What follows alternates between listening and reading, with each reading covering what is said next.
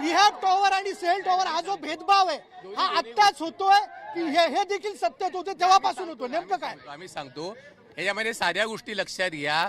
Rehab tower आहे की कुठला टॉवर आहे, महानगरपालिकेचं काम आहे. वॉटर गटर मीटरच्या सगळ्या सुविधा सगळ्यांना देणं महानगरपालिकेचं काम आहे. 25 वर्ष एकच इथं महापौर बसलेला आहे आणि सगळे स्थायी समिती सहित सगळे आहेत. मग हे काम तेव्हापासून काय केलं? दुसरा प्रश्न, एकतर आता तुम्हाला हा प्रश्न आठवतो, स्थानिक नगरसेवक तिथे जेव्हा आपल्या विभागातल्या इमारतीला पाणी मिळत नव्हतं, स्थानिक नगरसेवक काय करत होता? एक आमदार स्थानिक खासदार काय करत होते? दुसरा प्रश्न, अनेक योजना आज वरळी बीडीडी मध्ये काम करून त्यांच्या मराठी माणसांच्या हातात चावी द्यायचं काम देवाभाऊंनी केलं. देवाभाऊ हे इन्फ्रामॅन आहेत, करणारे आहेत. मराठी माणसाला मराठीत मोठं घर दिलं.